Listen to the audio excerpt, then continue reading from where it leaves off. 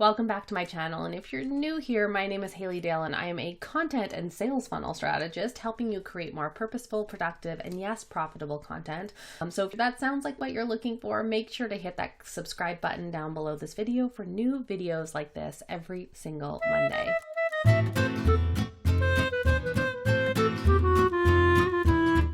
So one of the things that I think is important to say is that a launch is very similar to a funnel. It has a lot of the same pieces. So when you're launching, you have usually a launch freebie, you usually have emails that you send out, and you have promotional copy that you have as well. So it actually gives you a head start. Plus, there are a lot of other benefits to doing it as well. So a launch is basically an evergreen funnel with a condensed timeline and a few more moving pieces. So it's very easy to go from launch to funnel, but there are definitely some considerations that you want to keep in mind.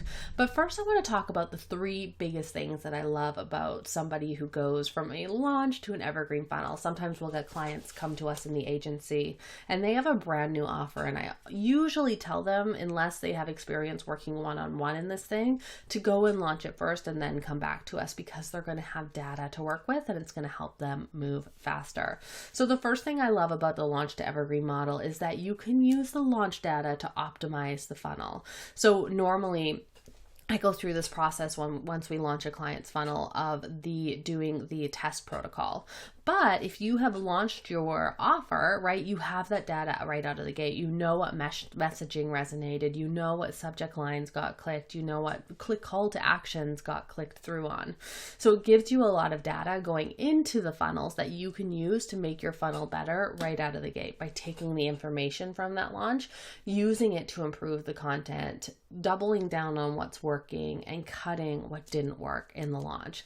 The second thing that I love about this is that it comes with built-in funding. So when you've launched your funnel, one of the issues with going to an evergreen model is that it requires ongoing traffic generation. So unless you're getting a ton of traffic to your website, you're going to need some method of continuing to drive traffic. And when you launch, you can take a little bit of the money that you earn during that launch and apply it towards this ongoing traffic generation, because it will start to pay for itself.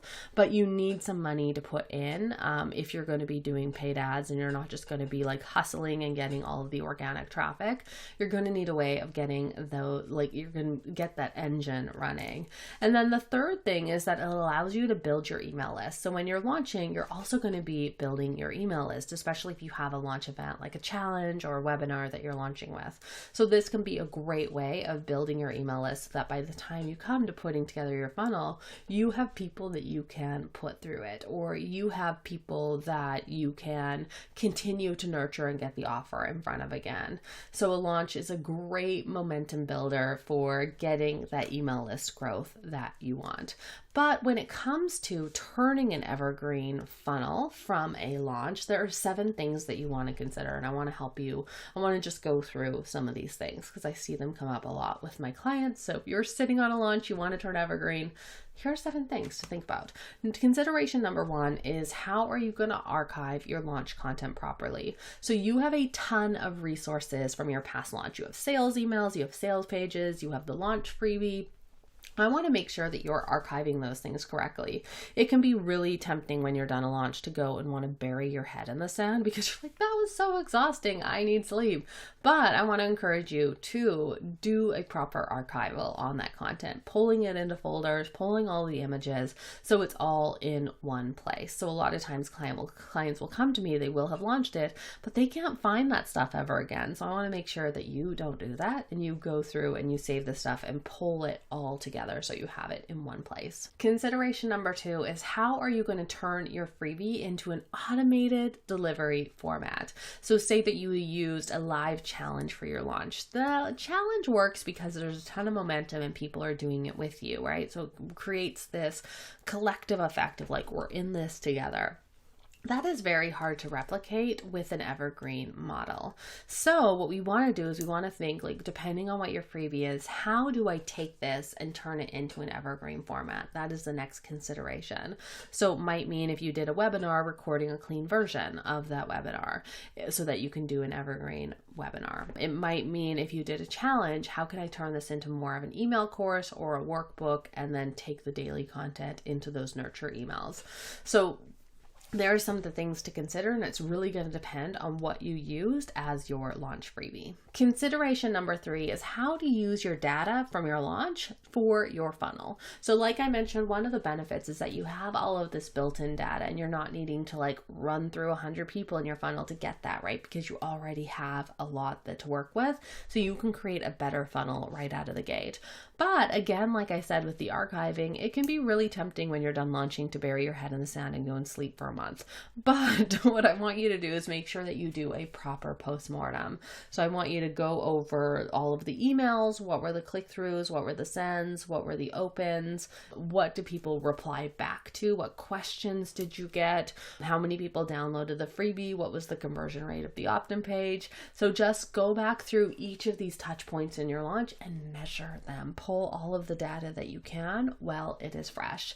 Consideration number 4, how are you going to build out your email sequence? So when it comes to an evergreen funnel, we have to set up an automation that gets delivered without you needing to lift a finger. Like, could you imagine if you had to add someone manually each time? That would be a nightmare. So what can we do to automate it? So I want you to think about your email service provider.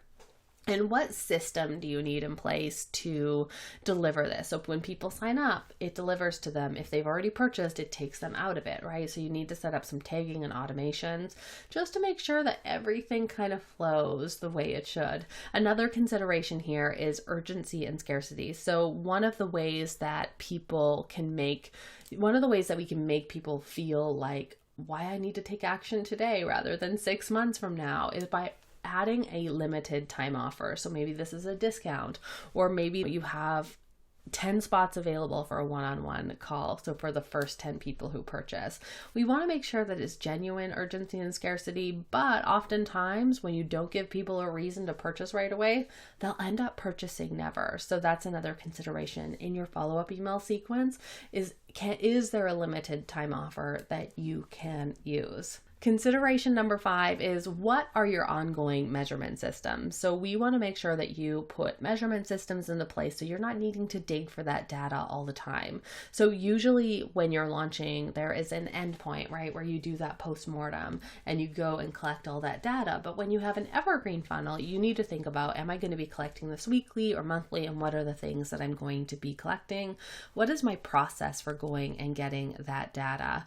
So I have some funnel mapping worksheets, which I'll link below this video, but I can find it really helpful to map out the funnel, and then that helps me identify what points I need to measure. So that can be really helpful in creating your measurement system. So if you were transforming from a launch to an evergreen model, putting some of this stuff on autopilot, can you set up like Google Analytics reports that automatically send the data to you? Or can you use a tool like Dasheroo where you can put these things in there so you can just like have a dashboard of those things? So consideration number 5, what is your ongoing measurement system? Next up, consideration number 6, consider your ongoing traffic dilemma. And this isn't necessarily a problem per se, but it can be. So one of the things with an evergreen funnel is that it does require that you're putting people through it. And that does require that you're putting some effort into marketing and getting yourself in front of new people. So this could be social media, this can be earned traffic, right, where you're collaborating with other people, going on podcasts, doing guest blogging. This can be paid traffic, but you just need some way of getting your freebie, getting the start of your funnel, getting your content in front of people and getting them into that funnel in order to hit your goals. Consideration number 7, speaking of goals, when it comes to changing a launch into an evergreen funnel, we want to think about what are your ongoing goals. So I mentioned this last because when it comes to your goals, there are a lot of things to consider. It's not necessarily going to be the big, huge numbers that you had in your launch, but they're going to be smaller, sustainable numbers that you're going to be aiming for.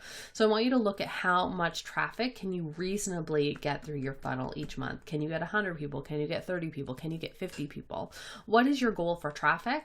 What is your goal for clients? And you want to to kind of work back from, I want 3 sales per month of my program because I have a 50% close rate and I'm doing consult calls. That means I need 6 calls a week, which means I need this people. So I need you to use that data to build projections for your funnel. And so what is the traffic that you need? What are the number of leads you need? And then finally, what are the number of sales? Because tons of people will set a massive sales goal and then they won't think about the traffic and the leads that they need to make it happen. And they are like astronomical numbers that do not make any sense or don't make sense right away for them to be targeting. So I'd rather you start small. And if you're not currently getting one regular consistent sale per month, start there, set your benchmark there, and then you can work on doubling that and doubling that again. So if you're ready to transform your launch into an evergreen sales funnel, those were the 7 things to consider. So I'd love to know what you launched and what you're turning it into an evergreen funnel. So let me know in the comments. And if you want more videos like this one, make sure to like this video and then hit that subscribe button down below so that you can be notified every time a new value-packed video drops every single Monday.